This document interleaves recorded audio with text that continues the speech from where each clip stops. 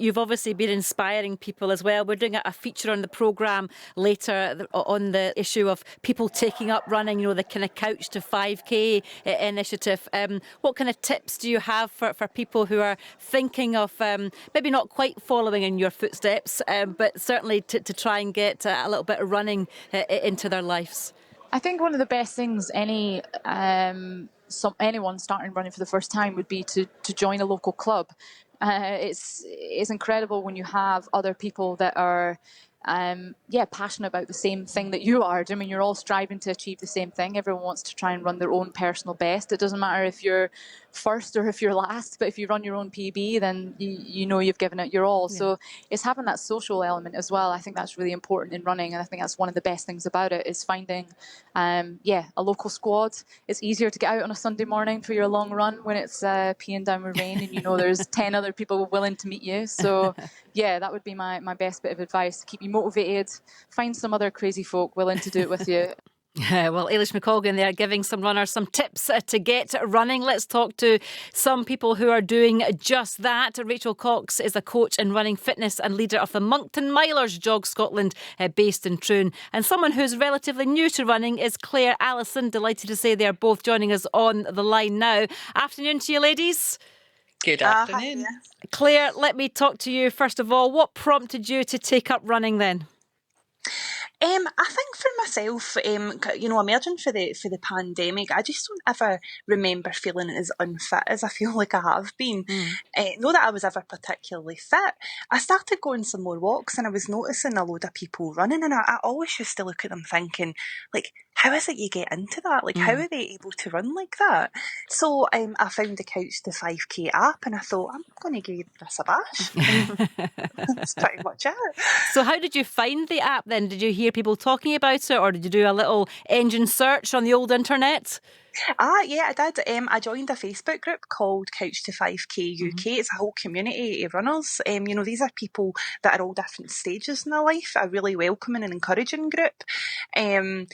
And yeah, I just kind of went for it from there. There was loads of people in the same boat, saying I'm thinking about starting running, getting loads of tips from people who's completed or is in the middle of the programme. Just pretty much from there. And from those that don't know about the app, just give us a little explainer what it is. Sure. So the app is a guided podcast that you download the podcast onto your phone, and it's a guided podcast. Mine is actually narrated by Sanjeev Kohli, who's like Naveed for Still Game. He's hilarious. He's motivating. He's encouraging. And it tells you when to walk. He tells you when to run. He gives you incredible motivation through it, saying you're doing great. The finish line is in sight. I would say about the app, it's not easy. It's challenging, but it's absolutely achievable. You trust in the programme and you do make some very serious gains in terms of your cardio and your endurance running. Now, it's interesting you say that you chose Sanjeev to be your running coach, if you like. We can actually have a little listen to him, to what you and others who have chosen him to be the running coach. Just have a little listen to give our viewers a little idea. Yeah.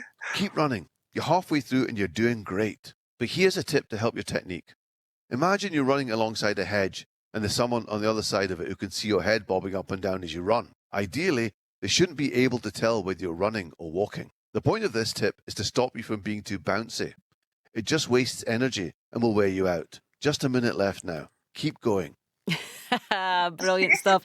Rachel, let's bring you in this conversation as well. I mean, these apps are great, aren't they? Are you finding that more people are turning them for support because, Jog Scotland is brilliant? Maybe it's not as flexible though, because there's certain times maybe you all meet up, but with people doing it in their own time, they can do it when they like. I think, there's definitely pros and cons to both. We had 50 people sign up to our Moncton Milers Jog Scotland Couch to 5K at the start of the year. We had 44 turn up and we had 30 complete it. So, it's, and a lot of them are still running. Some of them just wanted to achieve doing a 5K, and some people just really, really enjoy the company. And I think when it's pouring down with rain and bleak and miserable, it's much easier to get out if you know you're meeting up with people people and doing it together. Yeah, that's exactly something that Eilish McColgan pointed out, didn't she? It's the kind of social side of things, and maybe that little competitive spirit as well. Does that get out when you've got a group of people too?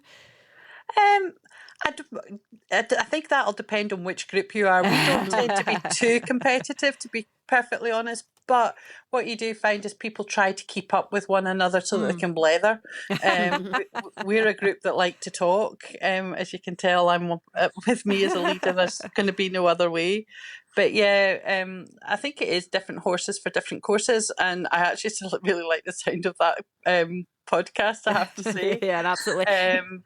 But yeah, we live in Scotland, so I mean, certainly in the wintertime it can be really quite difficult to sort of motivate yourself to go out. So having somebody to meet is often a really, really good way. Yeah, no, absolutely. We've got former Scotland defender Emma Black with us. Emma, running is your thing. That's what you do to keep fit.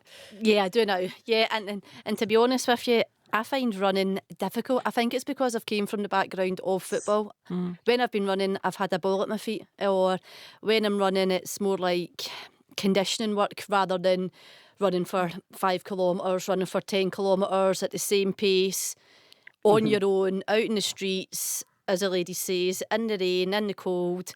So I'm not used to training with a team, with a group of girls. So I've found that difficult then going from that transition from in a team to out on my own.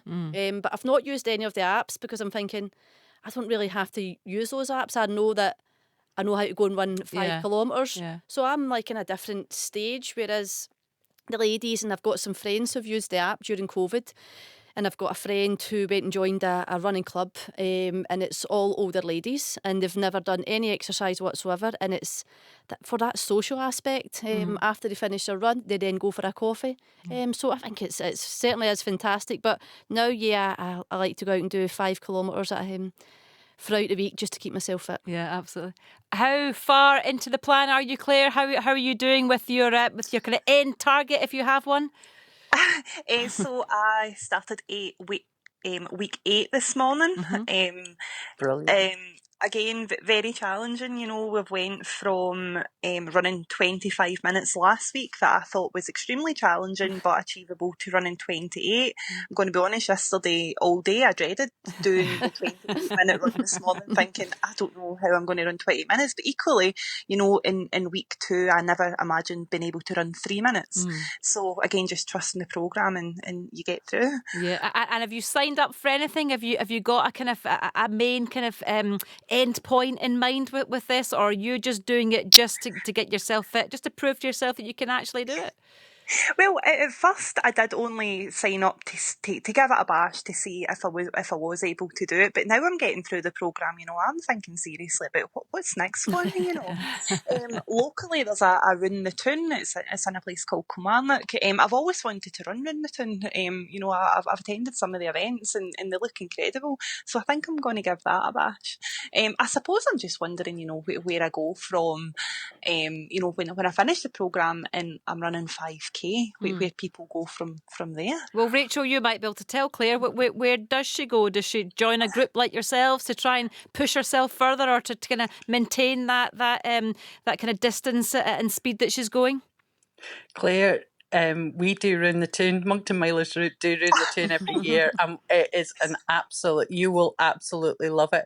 If you want me to put you in touch with any of the local Ayrshire groups, I'm more than happy to.